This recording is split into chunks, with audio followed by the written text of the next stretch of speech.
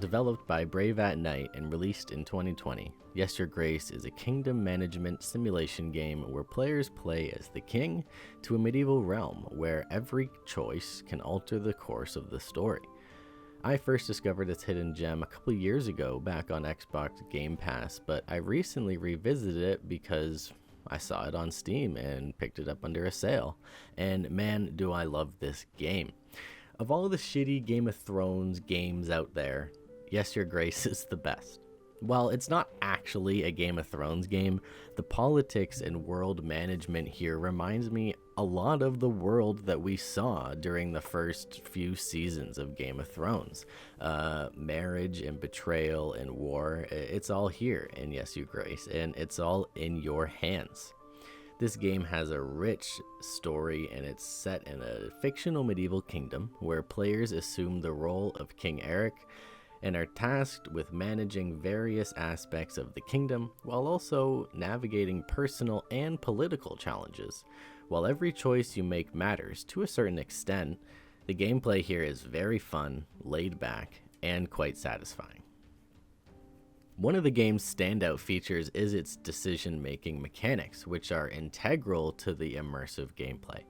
Unlike many games where your choices often lead to immediate consequences, the game also has a system where players must balance their resources and respond to multiple demands simultaneously or within the same day. This creates a sense of urgency and weight to every decision. For example, players may have to choose between funding a military campaign or addressing the kingdom's current famine, knowing that each choice will have ripple effects down the line throughout the kingdom.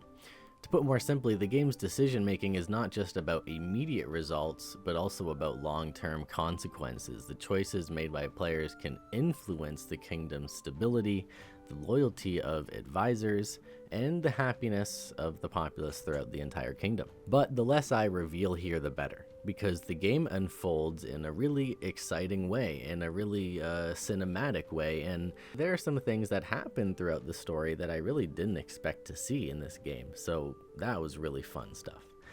But what I do want to talk about is the distinctive pixel art style and the stunning soundtrack.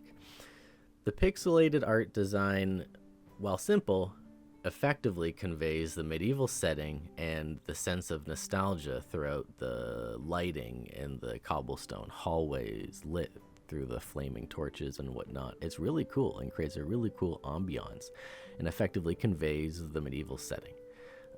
The detailed backgrounds, character designs, it all contributes a ton to the game's overall charm factor. And the soundtrack further enhances and complements the immersive quality of the game.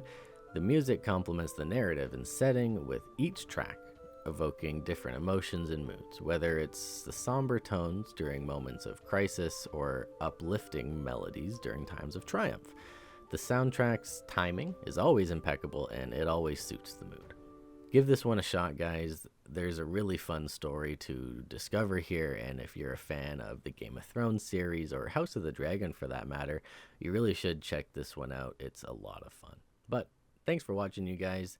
Take care, and as always, happy gaming.